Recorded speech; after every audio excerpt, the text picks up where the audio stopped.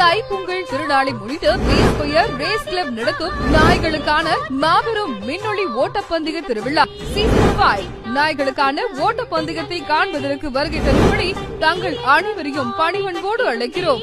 இடம் உடன்குடி சிவலூர் ஈவி மைதானம். நாள் 17/1/2026 சனிக்கிழமை மாலை 5 மணிக்கு.